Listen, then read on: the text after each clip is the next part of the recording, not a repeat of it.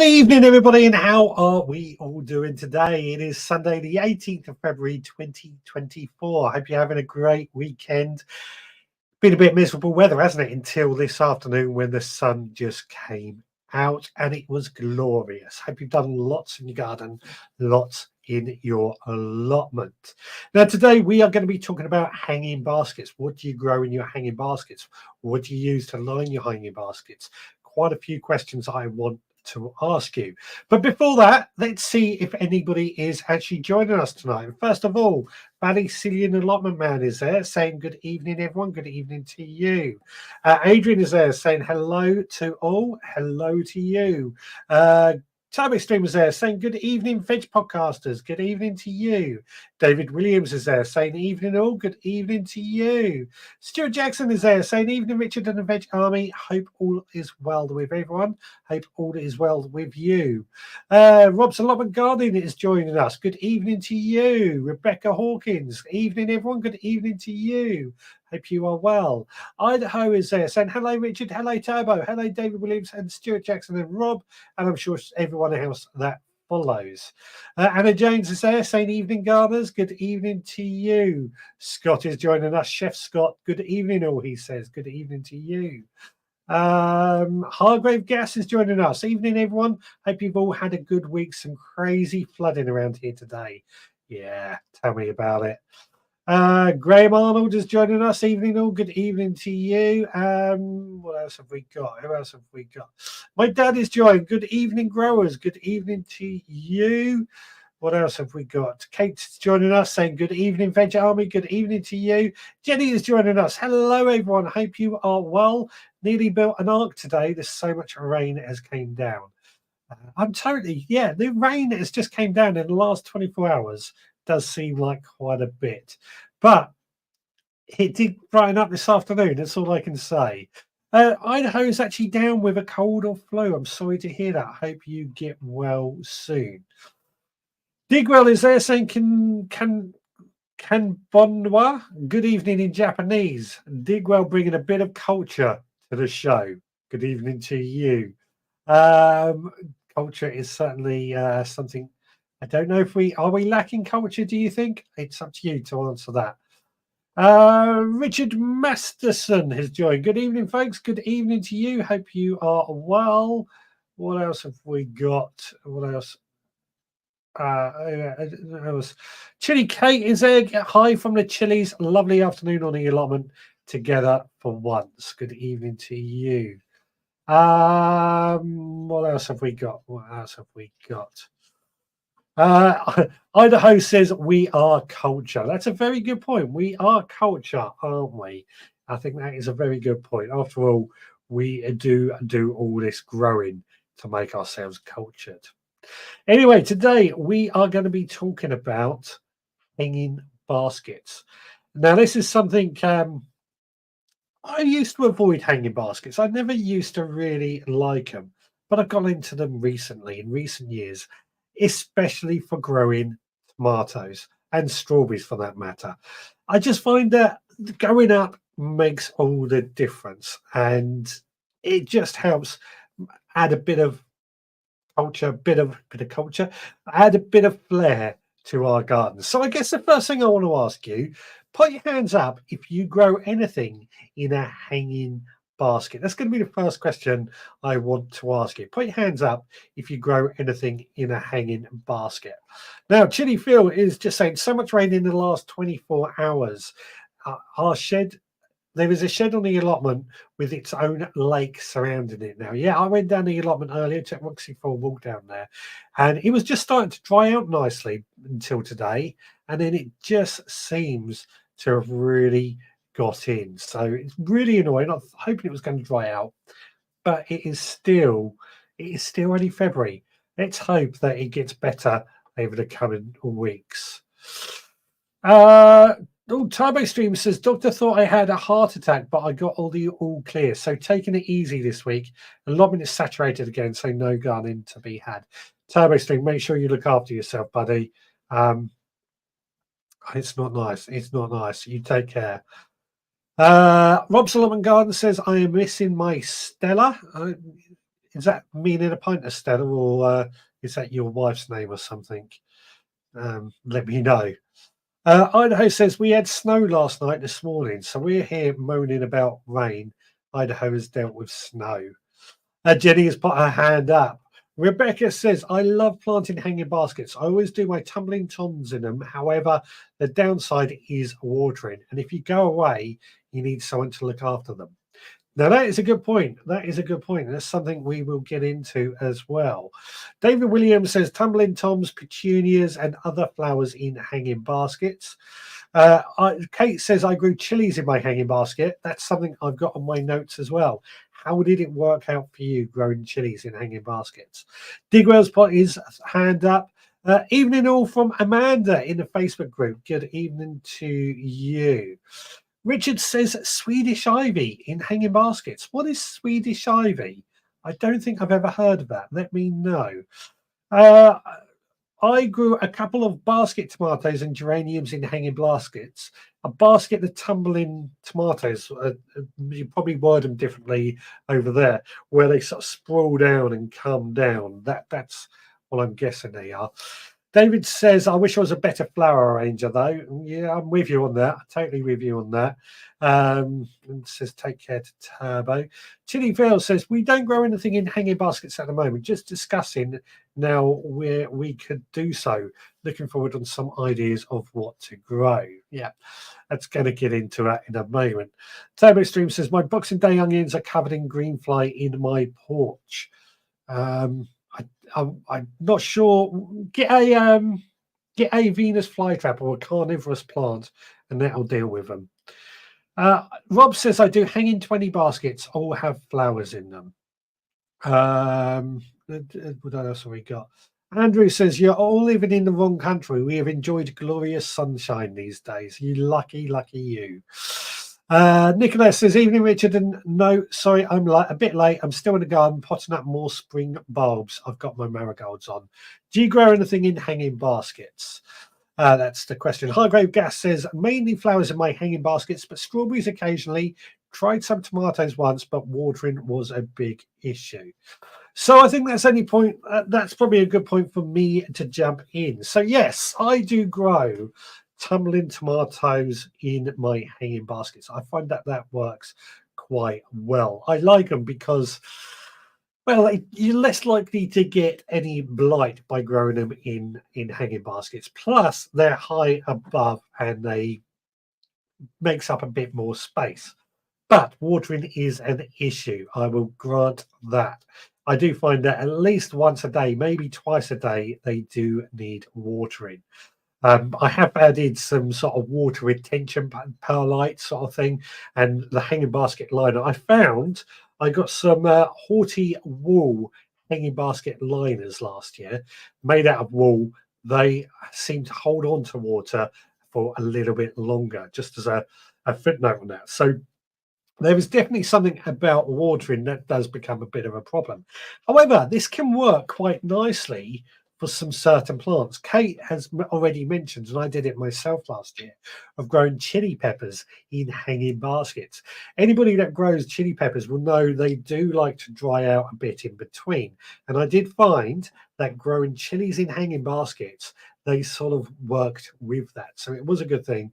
I'm going to do sweet peppers as well this year. I've also grown strawberries in hanging baskets. Reason being is I grow them in my greenhouse in the first year for an early crop. In the second year, they go outside, and in the third year, they go on the allotment. And then after that, they go in the compost bin. So that's why I do strawberries in hanging baskets. But there's just a few other things I grow in hanging baskets. Back to you and find out what you grow. Bethan says, evening all. Good evening to you. Graham says, was going to do strawberries in hanging baskets this year. I highly recommend it. It does work as long as you keep on with the watering. Turbo Stream says, I was trying to grow spinach in a plastic hanging basket on the windowsill.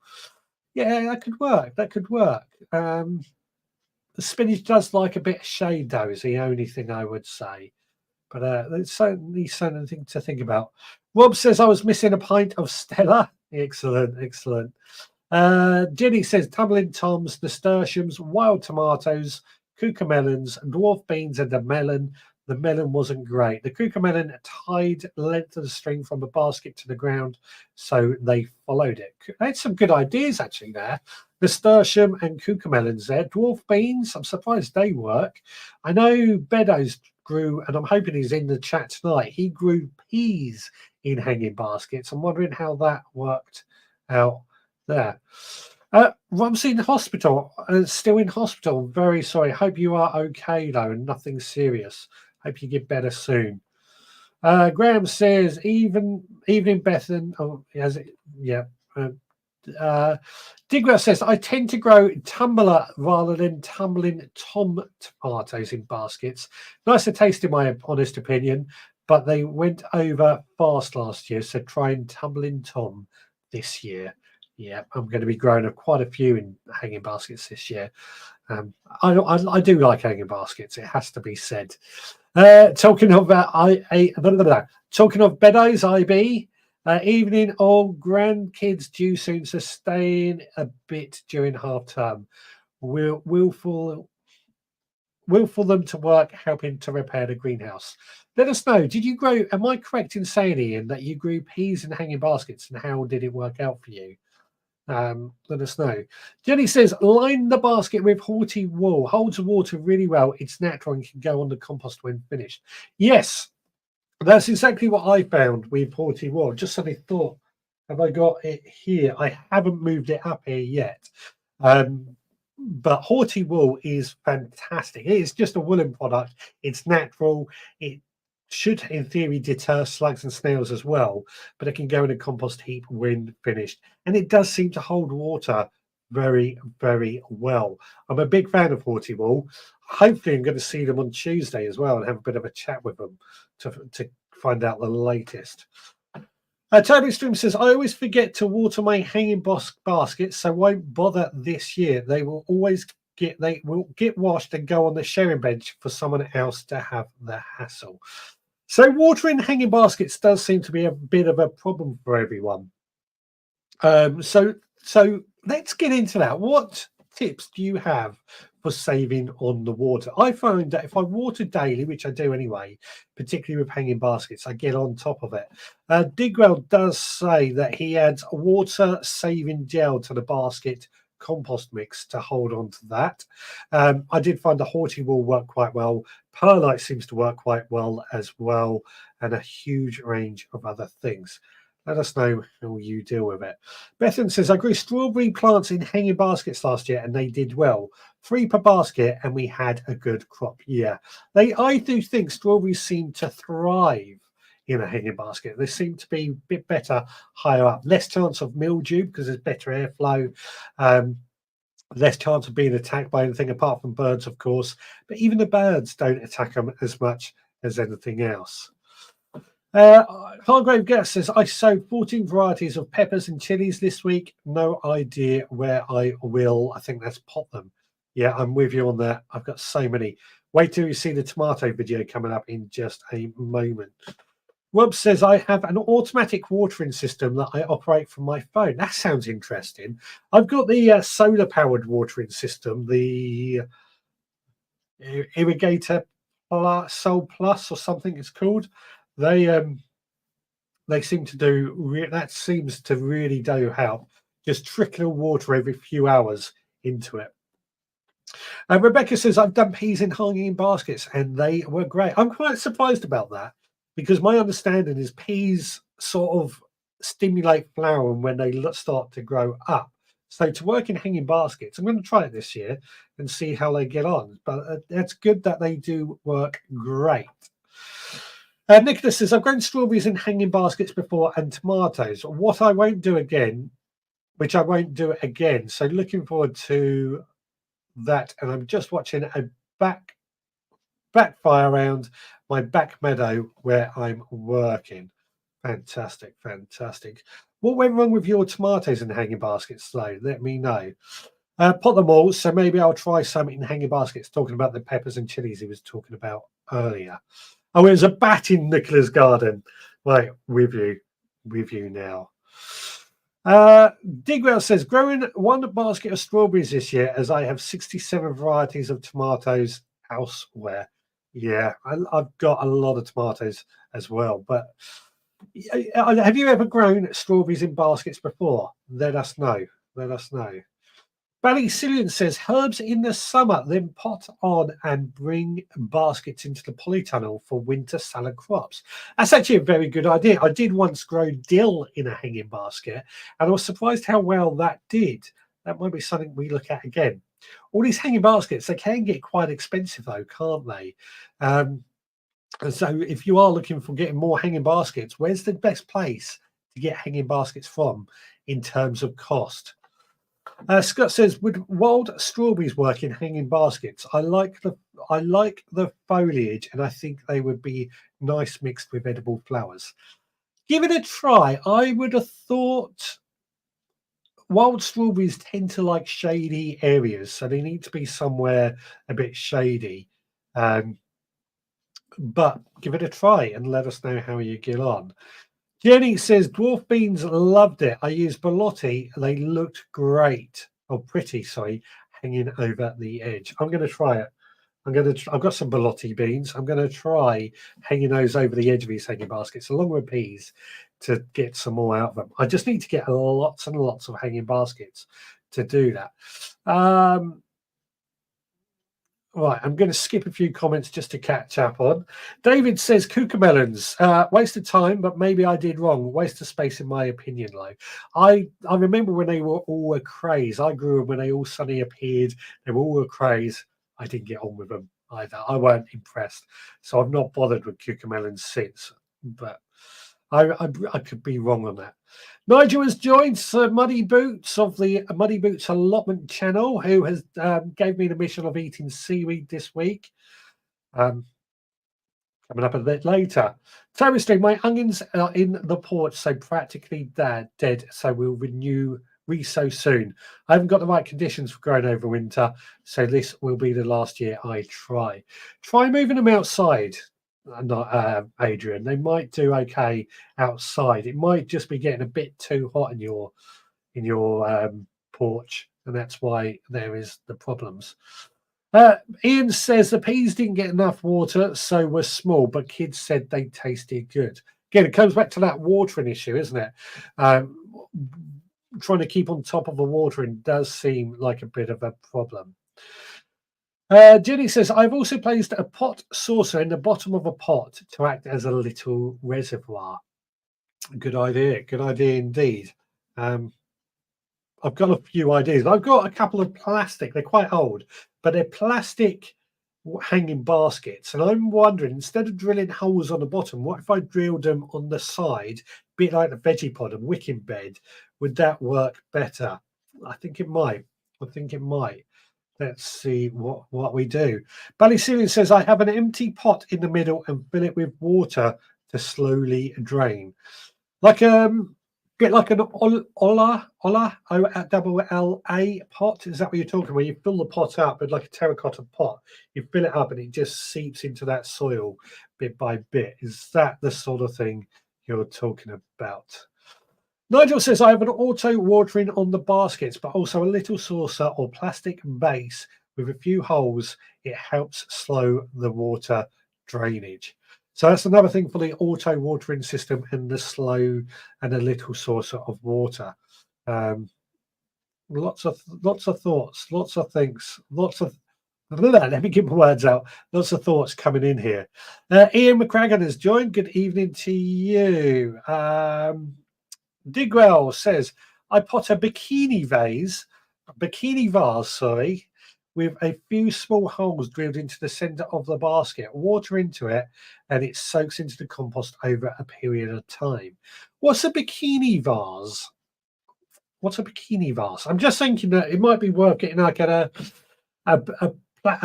small 500ml plastic bottle and putting that in the middle and watering into that, and with a couple of tiny holes drilled in to seep through. Would that work, do you think? But what's a bikini vase? I can't. Let me know. Kate is asking the same thing. A bikini vase. Never heard of it either. What have we got here? So, Rebecca says, I've grown Lozano in baskets as well. That's a type of tomato. Work very well. Out of interest, how many plants do you put in your baskets? Good question. Good question. How many plants do you put in your baskets? It does, of course, depend on the size of the basket. The bigger, the more we can fit in. For tomatoes, I tend to do just one tomato plant per basket. But strawberries, 3 per basket. Peas, I don't know, 10, I guess. Trying to think what else. I don't know. I'll throw that out there. How many plants do you put in a hanging basket? Turbo Stream says you are right about the heat in the porch. I think it faces south, but the back garden faces north, so it doesn't get any sun till midsummer. It's tricky to know what to do here. What you might need to do is just sort of, do you have a south-facing window you could use instead, Adrian, instead of the porch? Might just be getting a little bit too hot in there, and there's something else you could do instead. Digwell says a bikini vase is vase. What am I saying? Vase is the ones you see at flower shows with daffs and tulips in. Okay, with you now. I've never heard of that term before, a bikini vase. So interesting thing. Nigel says, does anyone know if it is safe to use water retaining gels in hanging baskets if you are growing edibles? It depends what the edibles are, of course, but I think it is.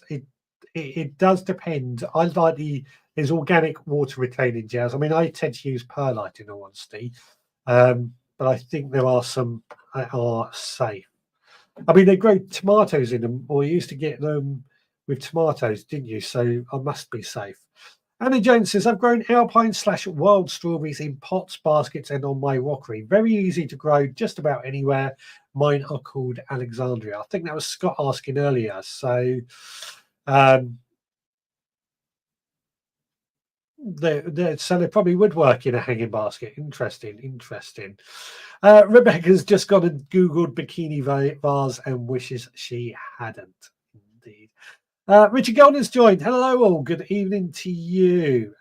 Nicholas says, I've done saucers in the bottom, gel crystals, wool jumper liner, shop bought stagnant roses, drip irrigation, ice cubes on top, and dunking in a flower pot of fizz bottle, 500ml reservoir. As we haven't really mentioned ice cubes, I've never liked the idea of using ice cubes in anything. One, I think it's a bit of a waste of energy to reduce water in the form of ice for that. But I've never liked the idea, but it's not something I've ever done. But that's me probably being a bit fussy. As you know, I can get a bit fussy from time to time.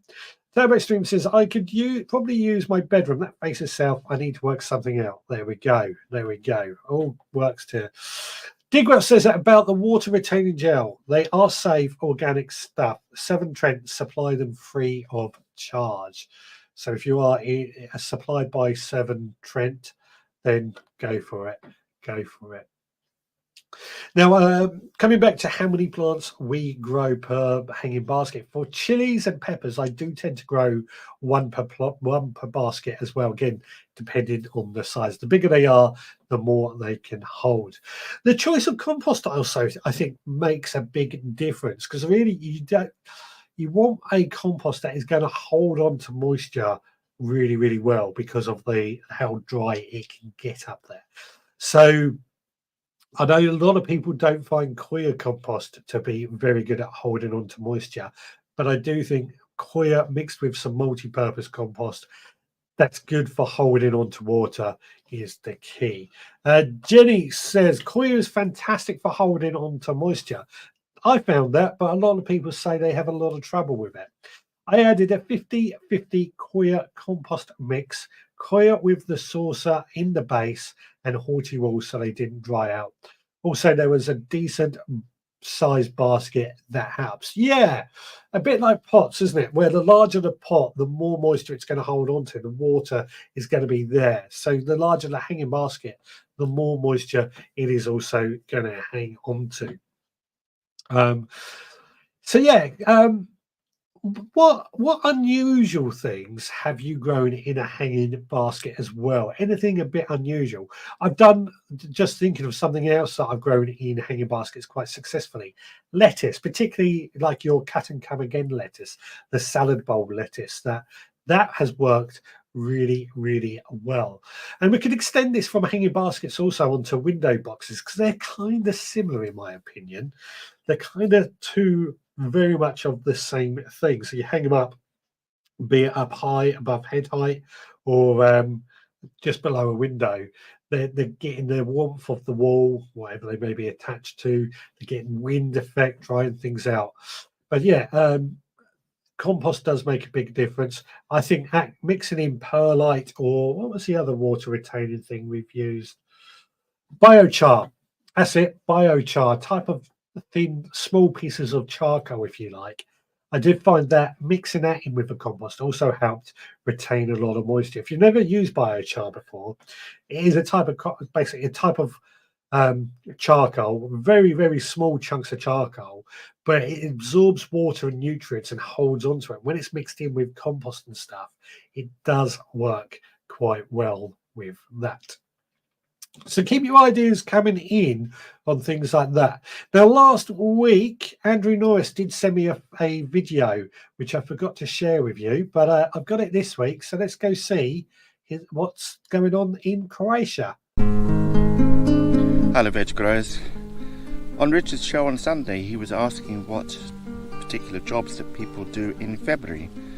Now, there's one job I do every February here in my little village in Croatia, and that is to paint the fruit trees. Why people paint the fruit trees, I'm not sure, but I've heard two theories. First theory is for the bugs so they don't climb up the trunks and get to the blossom and the soft buds. The other reason is to delay the budding, to keep the trunks cool, because often we get a warm spell, like now, we're in the first week of February, and then we get a cold snap, and then that tends to destroy the blossom. And I do it not because I have knowledge about painting trees and the reasons, but because my neighbours do it around the village. And when I see other people doing certain tasks, then I copy them. The mixture I use is just simple lime powder mixed with water. And that seems to be sufficient. Once a year, that's enough.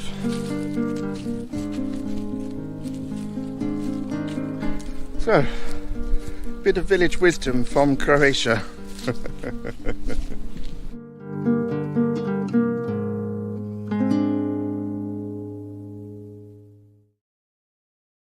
Fantastic, fantastic. It's one of those jobs I've never ever done. I've never painted my trunks, even with grease bands or anything. But great stuff, Andrew. I love to see that. I love to see more of those sort of things going on as well. Does it work? That's the important thing. Does it work? I guess it must do if you keep doing it every year as well. Let us know. Let us know. Zorro also got a bit of attention from Kate there. Zorro, Andrew's dog. Absolutely beautiful dog, isn't he? Lovely, lovely. Right, what have we got? Digwell says, I have a biochar experiment just started. It'd be interesting to see how you get on with it. I experimented with biochar a few years back now, and now I've got to get some pretty soon actually, but I try and add it to all my pots and mixes. It's just such a great thing for holding on to water, holding on to nutrients as well. And it's an organic material that would just, when we finish our pots, we throw in the compost bin, they'll just add to all that as well. It'd be great to see how you get on with that. Stuart says, I don't do hanging baskets, but I do plant in the two other things like old drum kits and old buckets. Fantastic, fantastic. I'm quite surprised, Stuart. I thought you would have been well in with the hanging baskets with your flowers and things. So, yeah, I'm quite surprised, Stuart, in all honesty. Jenny says, I grow indeterminate toms from a basket with a string to the washing line. So they grow along the string, then along the washing line. Made shade for me and the Toms from the sun. No room for washing. Yeah, my wife wouldn't like that. She moans at me to.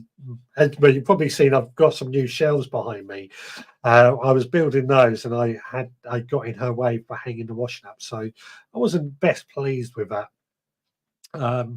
Yeah, so growing tomatoes up the washing line would not be happy. She would not be happy at all. Jenny is asking. Wait, no, sorry. David is asking Jenny, where did you dry the washing in the end? Turbo Stream says, never heard of painting a tree trunk. I think the older generations know a thing or two that they can teach us if we care to listen.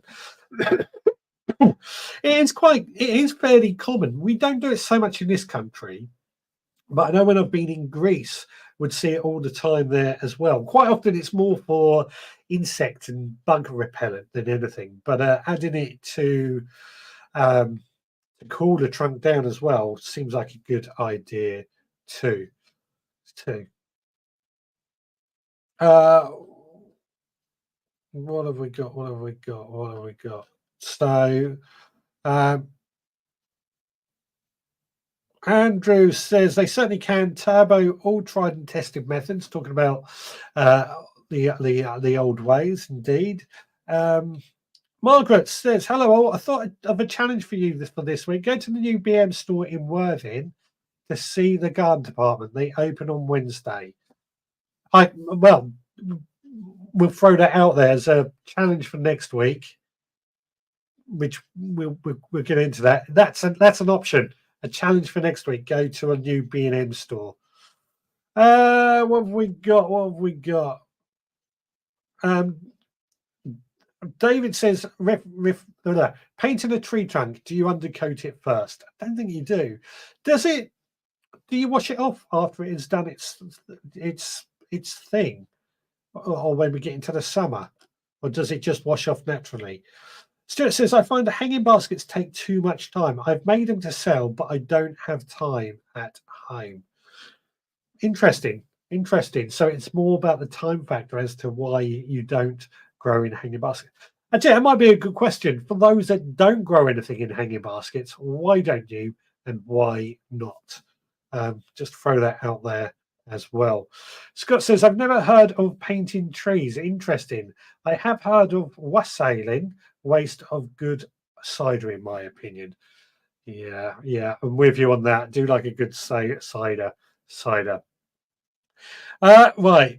I'm sure most of you have tuned in, and as Nigel is here, I think it's only right that I show you the challenge that you sent me last week. That was to go and get some seaweed and cook something with it. So what I've got, let's switch the camera up. There we go. I've cooked some seaweed in here. Quite a lot of garlic has gone into it. I went down to the beach earlier this morning, funny enough, because of the bad weather. A lot of the fresh seaweed had washed up. Picked up a small amount of seaweed. I wasn't going to do much because I'm really not looking forward to eating this. Gave it a really, really, really good wash. I was going to look at doing liver cakes, was it called, or something? But lava bread, that was it. But it wasn't possible with the seaweed we get here. You need it. So I went and got some local, and I've just basically washed it, boiled it, fried it, and added quite a bit of garlic. So here we go.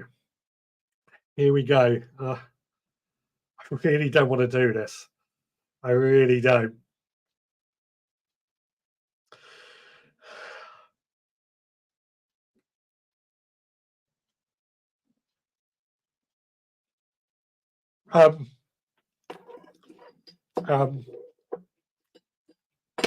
Yeah.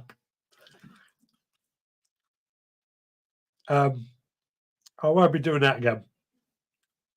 I got it. There is a lot of garlic in that, which does take it out, but a lot of garlic in that. But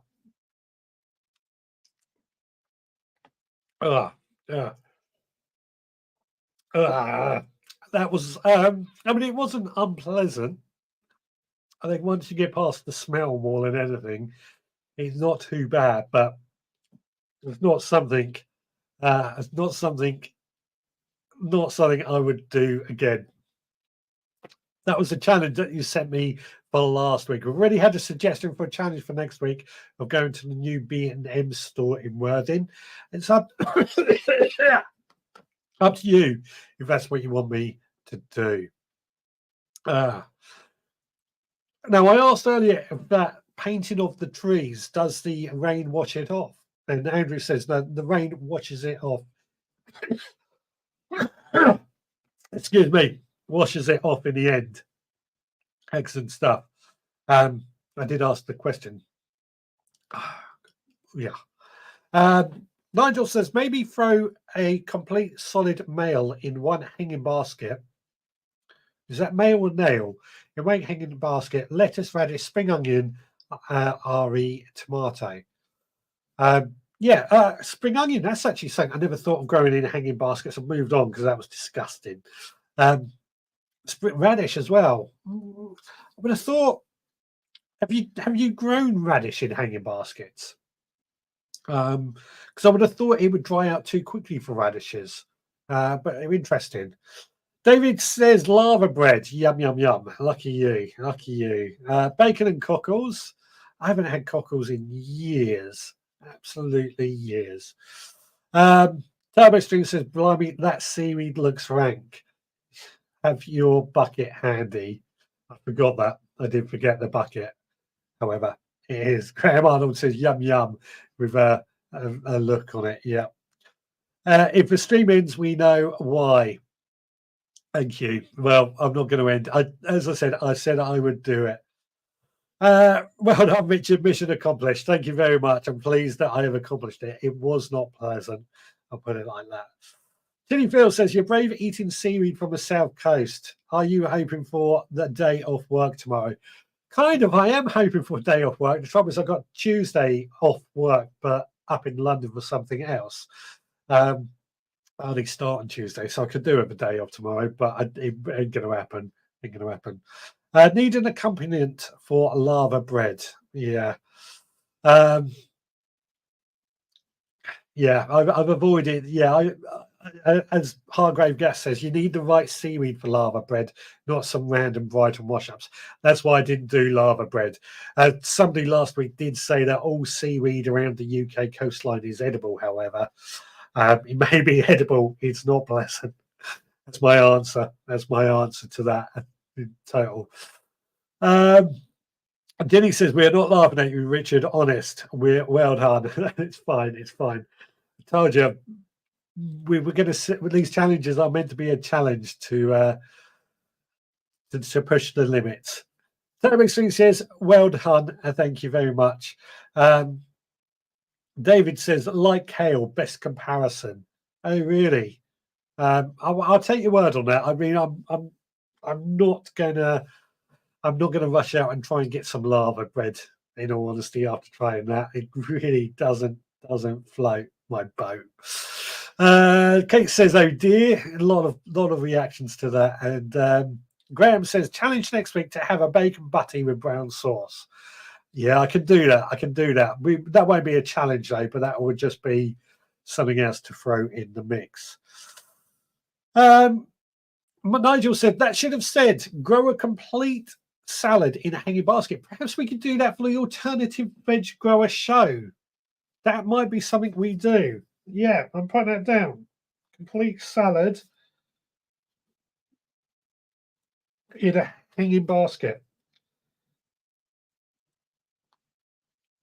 That will go in for the alternative veg grower show. I've written that down because we're going to start talking about that at some point. Turbo Stream says, I think next week's challenge should be an easy one to compensate. No, let's make it. I want these to be fun, something we can really stick into and get on top of. So that's my idea anyway. Idaho says, I watched a guy review MRE with his 9-year-old daughter. She tasted something and immediately began gagging. Enough said. Don't eat that. MREs. military, aren't they? I've eaten them, so yeah. Scott says, see now why Chinese restaurants use cabbage for seaweed. But yes, all seaweed is edible, but some much better than others. Yeah, I'll take your word on that. I'll take your word on that. David says, no, Richard, the bacon, butty, and brown sauce challenge is you to have to make and deliver to us all. That would take quite a long time to deliver it to us all. Is any, on that note, actually, what shows are anybody going to this year? I know we're talking about hanging baskets, but what shows is anybody going to this year that we all might be able to meet up at?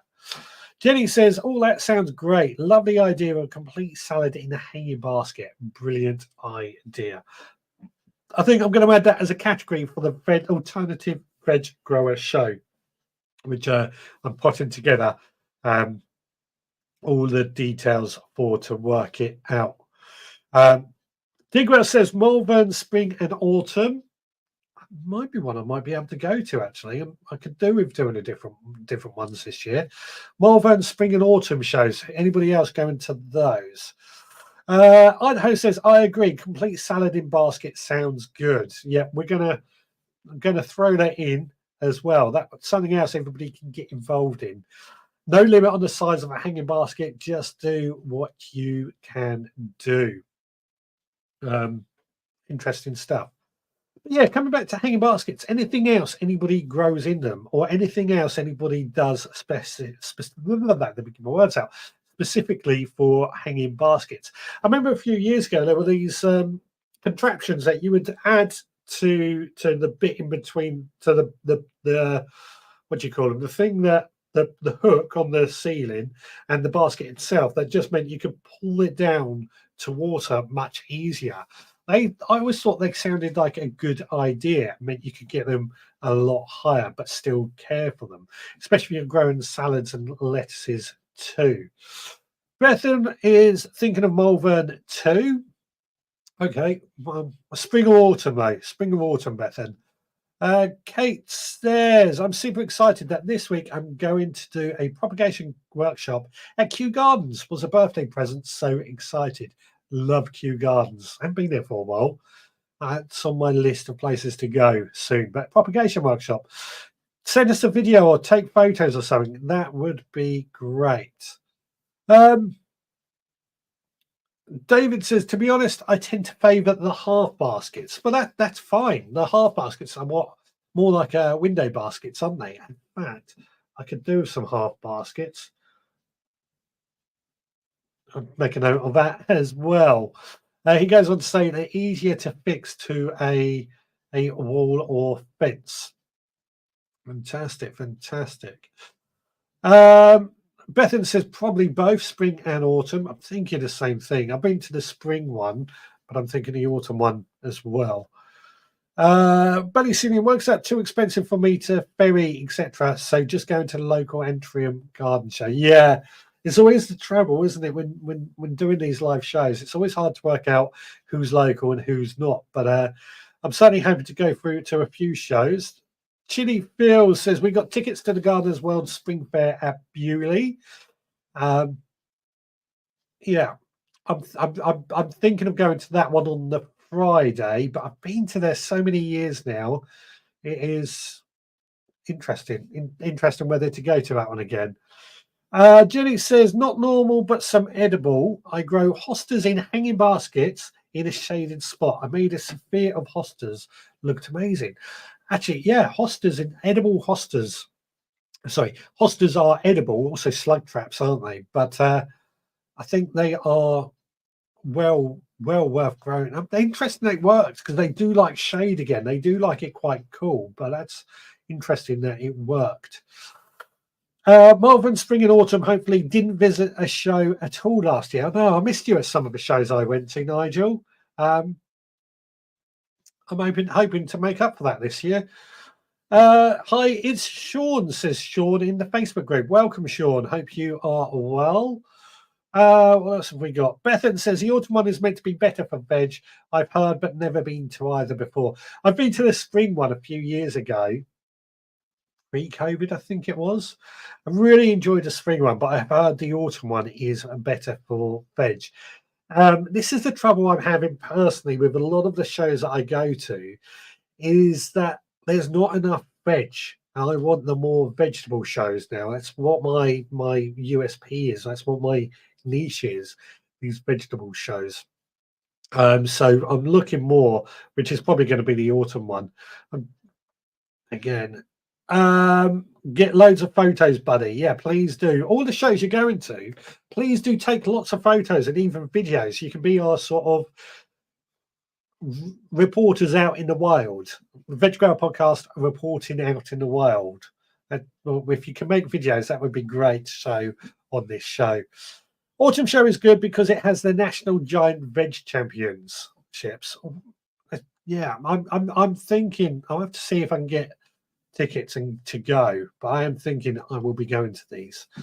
We'll be there on a Friday. Fantastic. Kate says, hopefully gone as well, Birmingham this year. What day are you going if you are going? Again, I want to go to Birmingham. I love Birmingham, but is it going to be any different to last year is the question in content sense. Indeed. Cornwall is a nice place to visit. Yes, it is a nice place to visit. Of course, of course. TurboStream says, it's a long day if the show is a long way away. I did the Malvern Spring one last year. That's why I have a camper van. That's what I do with Birmingham. I go up for 2 days and I sleep in the camper van. It works quite nice. Graham says, could try radish in hanging basket. I'm definitely going to be doing radish in hanging basket. Well, we're going to be doing the salad in the basket. Tilly Kate says, Richard, I've been hearing about a local veg show between the two of us, Meon area. I need to get more details. Please do. That would be great. Probably West Meon, if I'm not mistaken. That's middle of nowhere, though, isn't it? There is one in April in Brighton as well, the Sustainability Festival, but I'm working on something for that.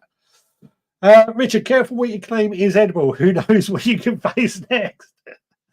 Yeah, thanks, mate. Thank you. I think we've done enough for that. I feel that. Digwell says the Malvern Autumn Show is better than the Spring Show for veg growers. This is the annoying thing. I mean, I know we're talking about hanging baskets, but I think that topic has been done quite well now. But I do enjoy going out to garden shows. My only trouble is there's not enough edible garden shows anymore.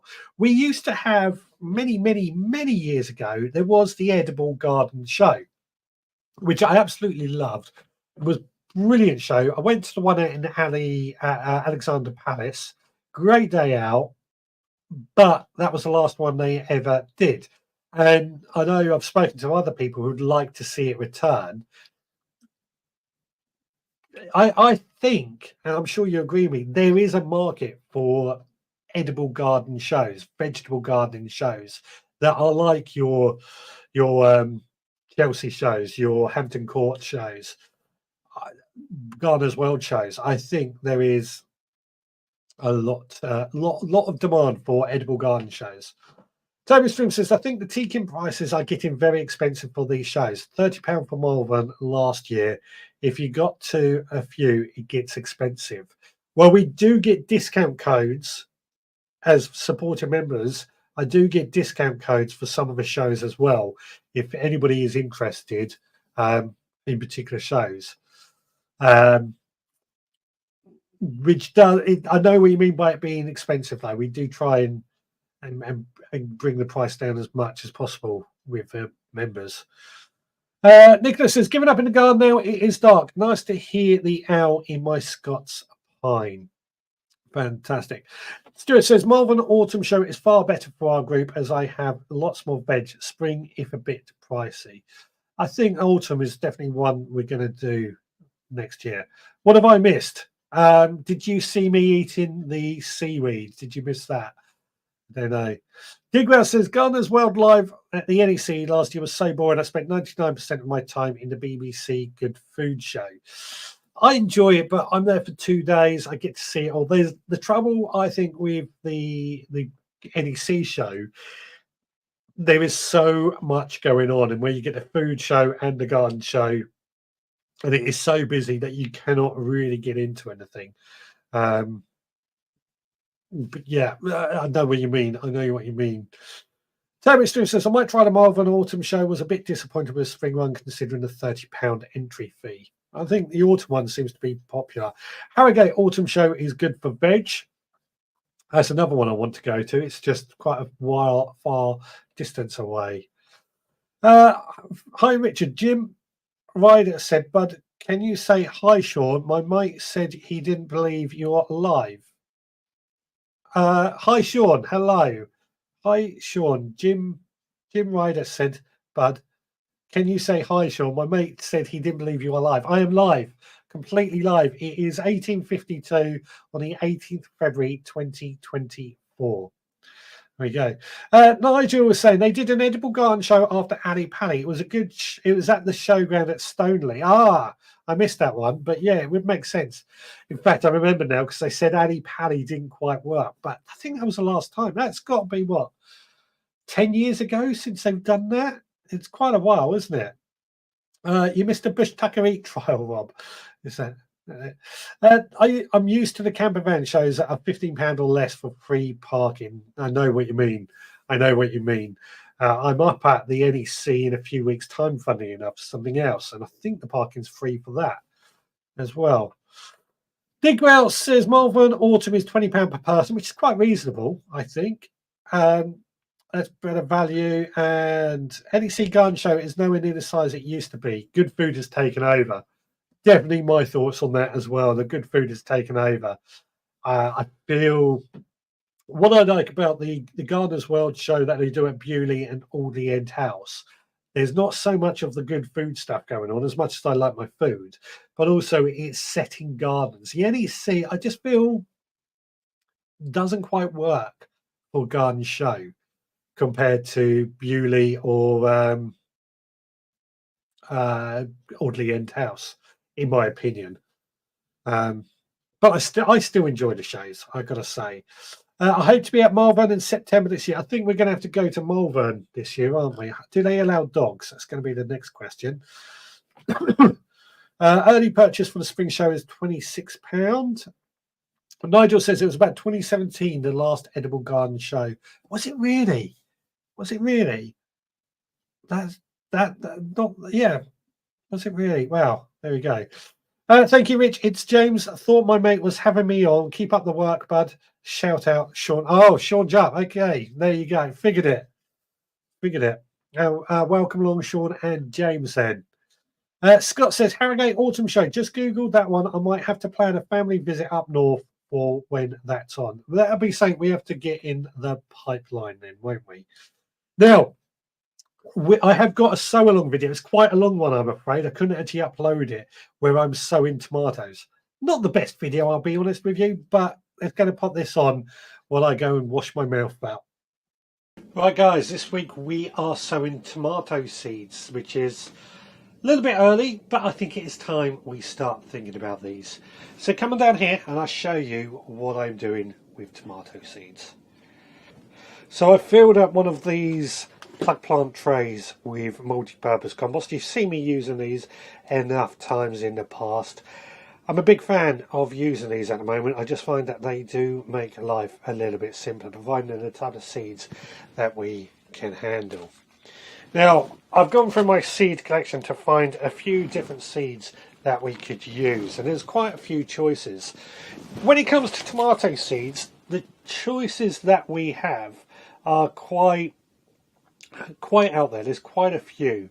So I could go through every single variety, but you've got indeterminate, determinate, which works out whether or not you need to add a stake. You've got your large beefsteak tomatoes, your plum tomatoes, your eating tomatoes, your cherry tomatoes. Just a huge, different, wide range of choices of tomatoes. I try and grow as many different varieties as I can that cover all these.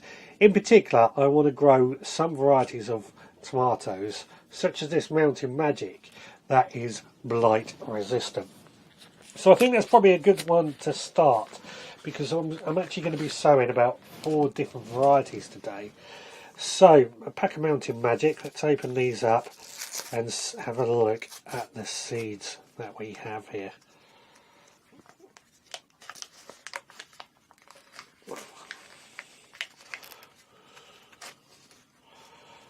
So there we go. You can just about see in there. There's a few seeds. I count that is 1, 2, 3, 6 seeds. 6 seeds in there. So let's grab a label. I haven't written this out yet. Now, because there are 5 in a row here, or yeah, 5 in a row, we got 6 seeds. So I'm going to need a single label for the for the single one on its own, just so I don't lose what goes where. So we'll put that one in there. Now the next thing, of course, let's handle these seeds. Get these up into my hand. There we go. Now we get a dibber. You want to have a closer look. That's just how small these seeds are. They're large enough to handle just, but they are quite small. Take a dibber about 1 centimetre deep in each one. Then we take our single seed and drop it in.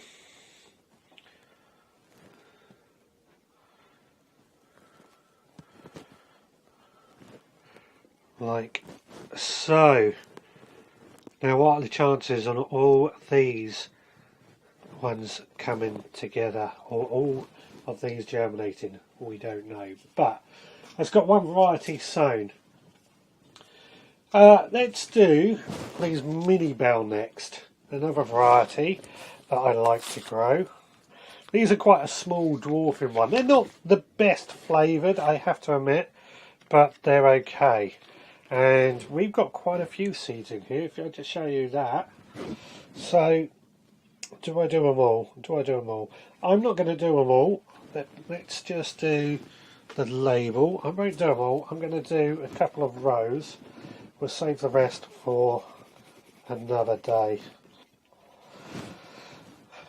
Now, as I am sowing these seeds, I'm going to discuss how I go about growing these.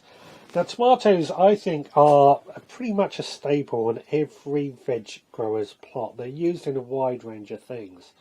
I try and grow quite a few tomatoes as possible because I like to try and get some in the freezer ready for throughout the winter months, turn them into chopped tomatoes or passata and things like that. So I do find a different large variety of tomatoes does help. Many of these tomatoes will actually end up growing inside my greenhouse because we get huge problems with blight. Whether we avoid it this year, we don't know, but we're going to give it a try. That's a good thing with the Mountain Magic that I sowed in the beginning. They do have a bit of blight resistance about them. So what we're going to do, when I've finished sowing all these seeds, this tray will go into my heated propagator where hopefully they will germinate. We'll leave them in these plug plants until some good root system has developed. I'm going to go on to Oh Happy Day next, just to use up these seeds. Yeah, we wait until there is a good development of roots before we pot them up into a bigger pot here. And we'll keep them growing on. These cannot go outside until mid-May, I would say. It's going to be too cold for them. So in a greenhouse in pots as they grow, a nice bit of, I use a seaweed feed when they're young. As soon as they start developing flowers, which could be after they are outside, of course, that's when we switch up to a tomato-based feed. There we go, that's the seeds for Oh Happy Day. So I'm going to go against my usual rule and just dib a few holes.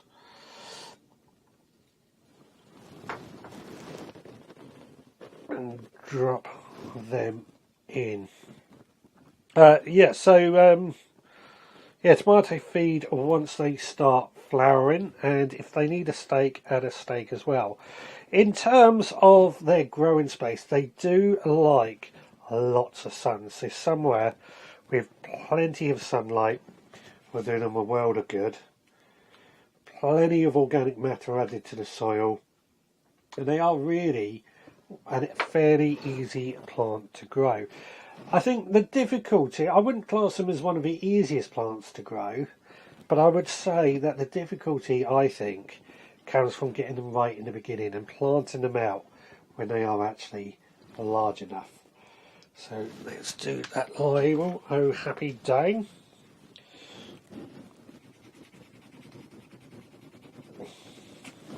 Now for me, the biggest problem that I find is with blight. It is one of the biggest problems that we have here. It comes every year and will decimate tomato crops late in the season. So I'm always annoyed about that when it does happen. But that's why I find either growing in greenhouses or inside a hanging basket makes all the difference. There we go. So we've got Oh Happy Day sown.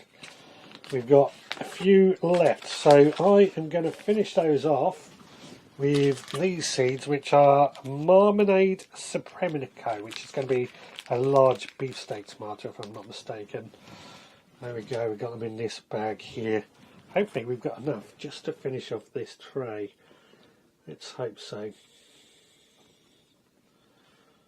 I mean, this tray alone, if all these tomatoes come to fruition and grow and survive, that would probably be plenty of tomatoes for most households, depending on how much you like tomatoes and how many you eat. But what I'd like to do with these is try and utilise as much space as possible. The mini bell, for example, would be one that we could possibly grow inside on a patio, in a windowsill, in a veggie pod, or somewhere where space is a little bit tricky. Not the best flavour, I'm sure many of you will agree, and the skin can sometimes be a little bit hard, but nonetheless, it is a tomato. The rest, we'll grow some in hanging baskets, we'll grow some in the greenhouse, and we'll grow some outside. And these will be grown both here at home and down on the allotment. As I said, it is one that I like to grow a lot of because we do use quite a few of them. And I kind of feel the more that we can grow, the better returns we get, the more chance we got of getting through the winter.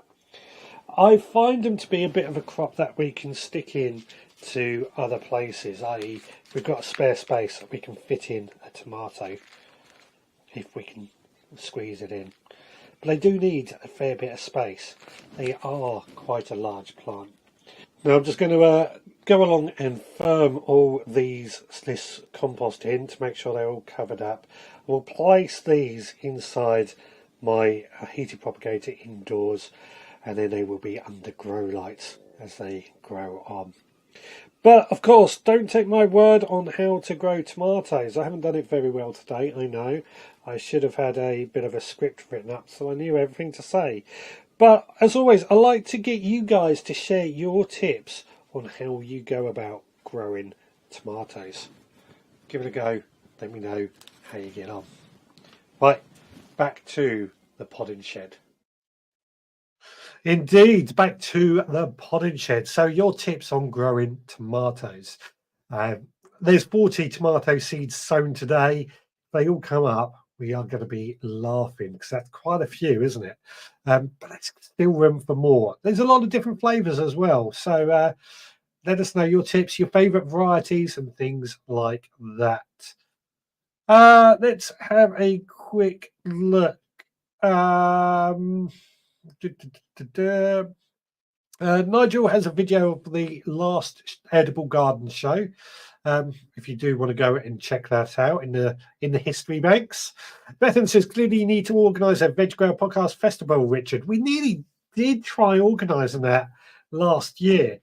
But it was going to be more of a meetup, but it just didn't seem. Well, we didn't get much interest in the end, so we didn't really worry about it. It's like a lot of these things. There's a lot of trying to work things out to make it happen in reality. But it could be something we do in the future. Start off with a meetup and then develop it into a festival. And no dogs at Malvern except assistance dogs. Yeah, I did have a quick look at that while we were running that video, but not the best video, I'll be honest. But never mind. Digwell says it's another month for me with tomatoes. I will admit I'm doing those a little bit early. I would normally wait till March, beginning of March, before I sow my tomatoes, but just wanted to get a few done. However, that being said, obviously I'm on the south coast. You know, we can get away with things a little bit earlier and try and get that good growing season. The biggest problem, I think, is that we need tomatoes to be that sort of size by mid-May before we plant them out for them to actually get a decent crop. They can be quite a late cropping otherwise. Jenny says, this year I'm sowing my tomatoes in tomato size order. Steak toms first, plum, salad, cherry, dwarf, etc. I'm not normally that organised, but I live in hype. It's a good idea. It's a very good idea, actually. But let us know how you get on. Indeed.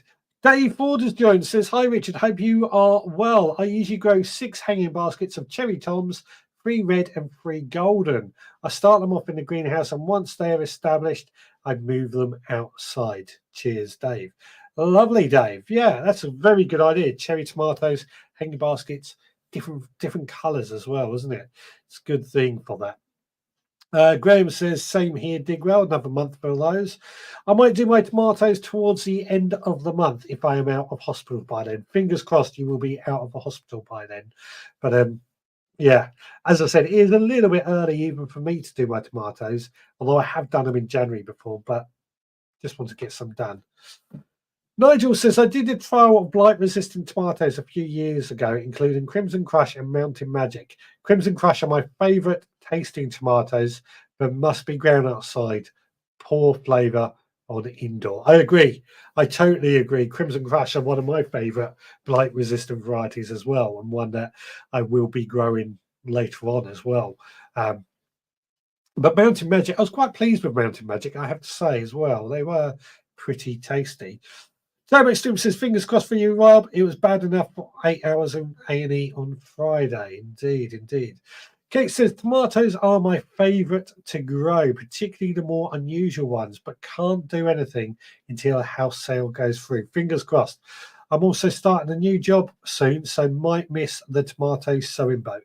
There's always, when it comes to tomatoes, you can always go to garden centres and buy some tomatoes. So it's not the end of the world, is it? If you don't get them sown, there are other options.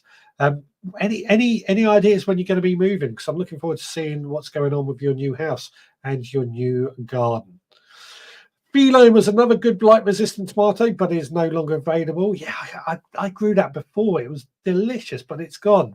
Annoyingly. I do think on that subject of tomatoes, blight-resistant tomatoes are going to become more and more popular. I don't know about you, but I can guarantee pretty much every year I will get blight. It's annoying. There's nothing I can do about it, so we just have to go with it. But whatever we can do to try and counteract it, blight-resistant tomatoes, not completely, they are only resistant. They're not completely fail-proof, but at least I've got a good chance of getting tomatoes outdoors in the ground if I grow them. Turbo Stream says, my tomatoes failed last year, blight before anything grew properly. Exactly. It's one of the arguments, I think, about getting your tomatoes that big before May. Graham says, I tried them last year, Neil, and I wasn't impressed with the flavour. We'll grow them outside this year to see if they taste any better. Is that talking about the Crimson Crush? If so, they definitely taste better outside. I've been in just over a week. I'm sorry. Sorry to hear that. All tomatoes have better flavour if grown outdoors, in my honest opinion. I kind of agree with that as well. There are some that are better in the greenhouse, but they're generally sold as a greenhouse variety. But on a whole, there are some tomatoes that are better grown outside, or most tomatoes are better outside. Muddy Boots says, get well soon, but did you have a setback on Saturday? We're talking about the football. Of course. Scott says, I'm only growing tomatoes outside this year, so Crimson Crush is going on the list. Is there a good beef tomato for outside? Crimson Blush, I think it is a big beef steak tomato. I could be wrong on that, but I think it is Crimson Blush. It's a thought. Ballycine says, back flats wonder, my main tomato. They originate from Canada, so grow well for me as I'm well north. Yeah. I've never heard of that variety, but that's something I will look into as well, because Canada is one of my favourite countries, as everybody knows. Give me a shout as I'll have some tomato plugs plants for sale. There you go. Turbo bored to tears, but what can I do? Talking about being in hospital. Yeah, well, I hope we give you about an hour and a half of light relief anyway. Okay, if you've missed a boat but moved, I'll send you some young tomato plants. There we go. You know, this is what I love about you all coming together and helping each other out. Digwell says, once again, use JBA Blight Guard. There we go. You've recommended that many times in the past with potatoes and tomatoes. JBA Blight Guard.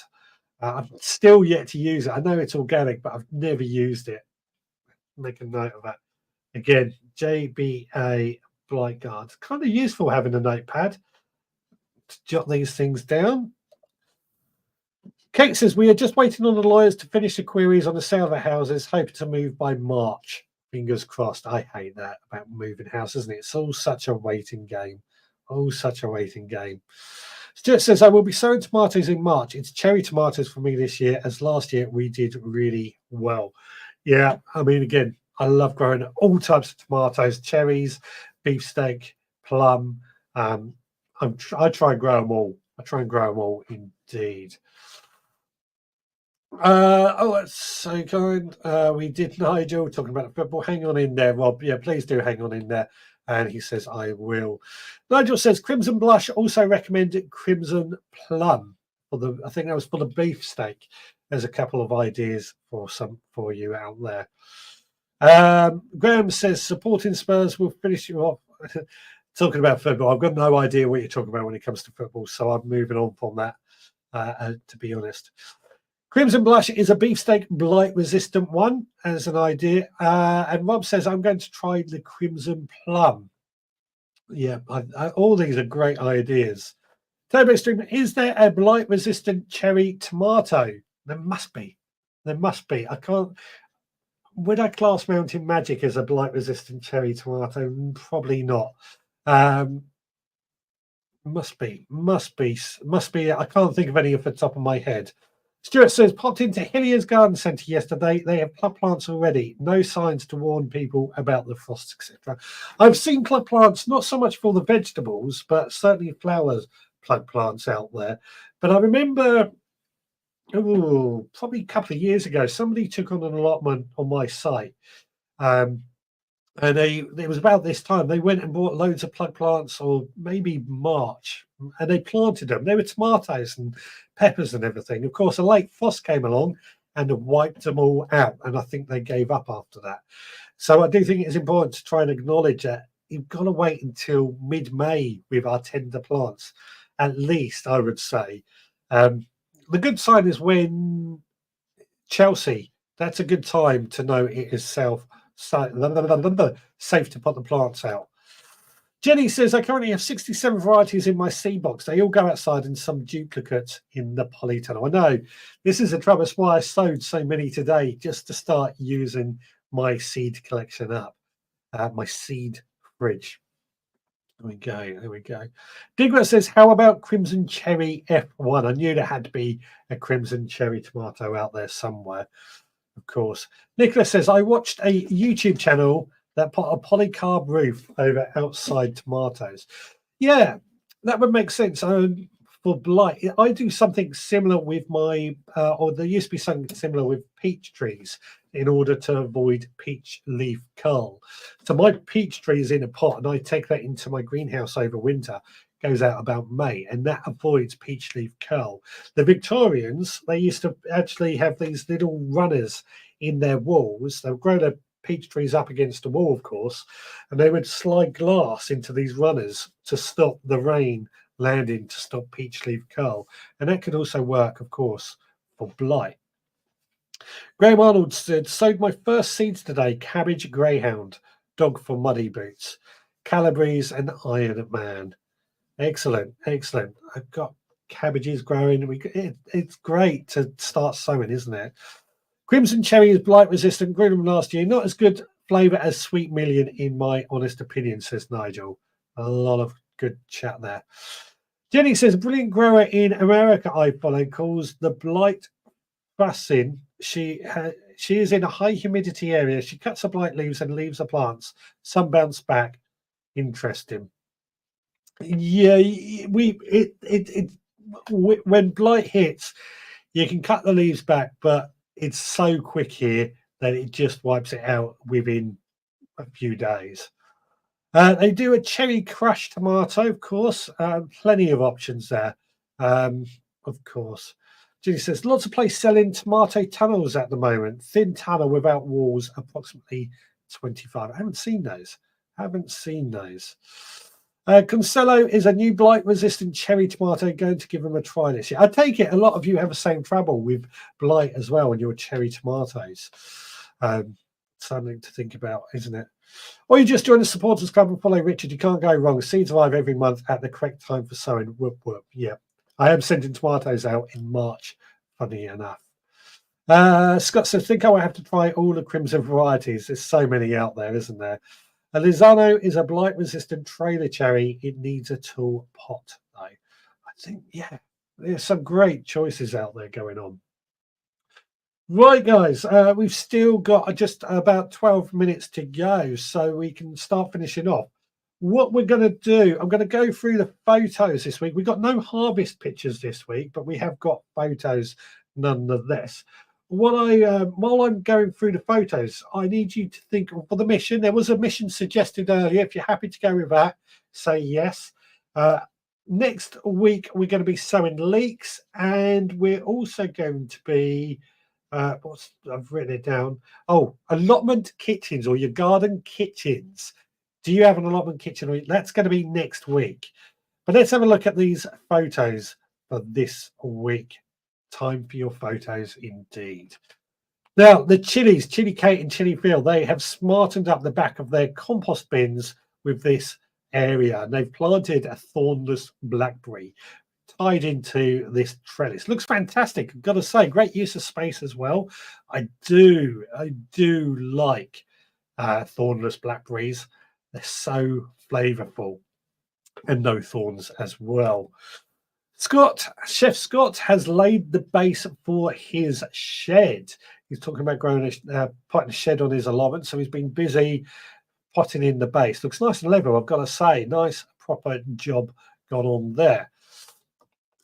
Stuart, he has got his main crop potato seeds. If I remember correctly, these are Maris Piper, but I'm sure he can correct me if I've got that wrong. Potatoes are all about at the moment, so there's lots of options there for potatoes. Now, Steve, aka Digwell, has dodged the rain to smarten up his paths, laying down lots of wood chips. Looks great, I've got to say. Wood chip is the done thing at the moment. Everybody seems to be getting into wood chips, and why not? They make a gall of use in your allotment. Jenny, she's managed to get down to her plot. She's been a bit unwell lately, so it has been a bit of a struggle, but she's managed to get down to the plot this week. Looks great, doesn't it? Looking forward to seeing how it develops over this next year as well. Now, Richard Golden, he has got himself a polytunnel frame. He's very excited. I've got to say, I don't blame him. I gave up on polytunnels after not having much luck with them, but I'm starting to think that it might be the way forward again. Perhaps we have to look at getting ourselves a polytunnel again in the future, but who knows? Who knows?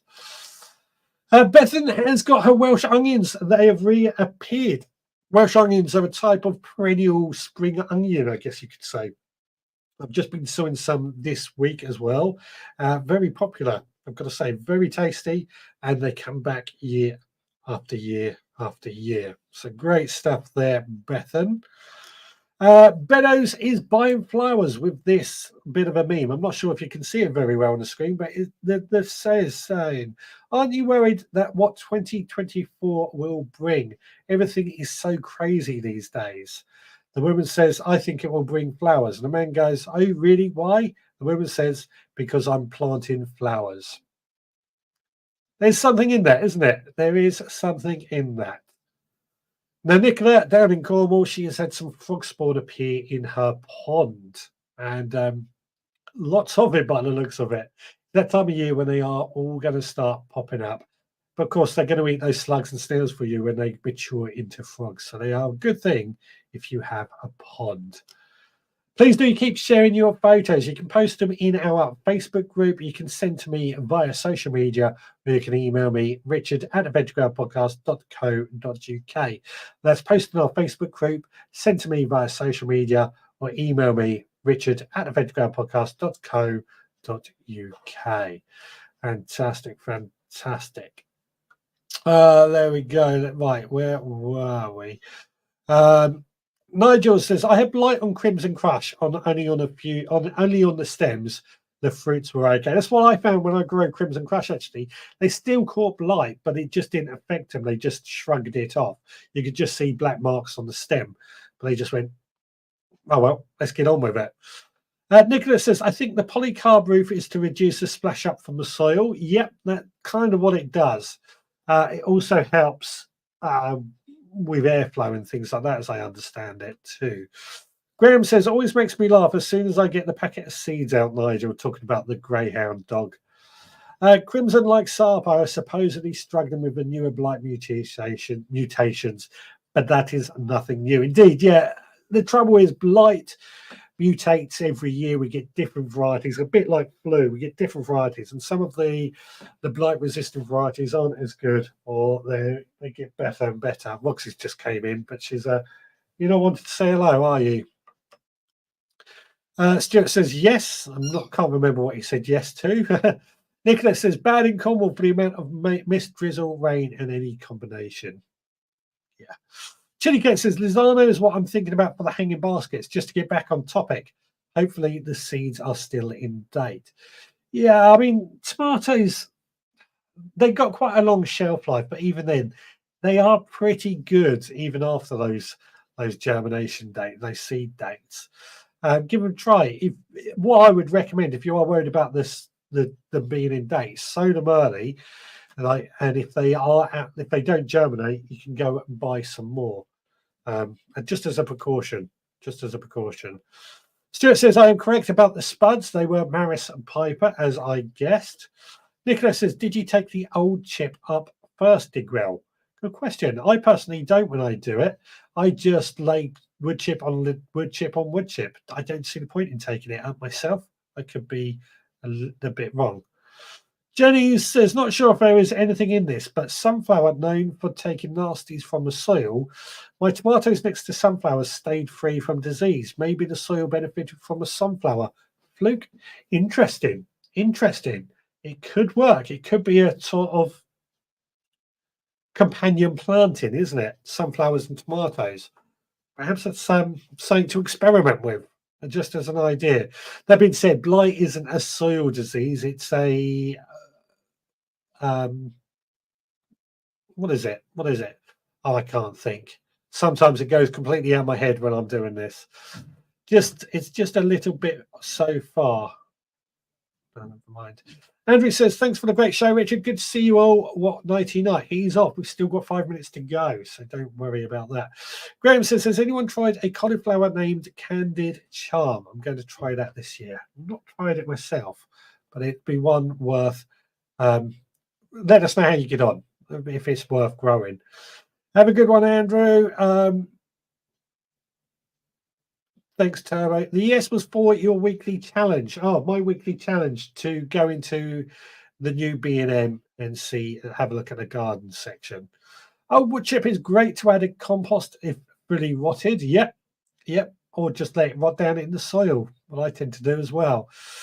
Nicola says, I opened a new packet of tomatoes last year. They were 23 years old. Did they germinate? Did they grow? Did they produce?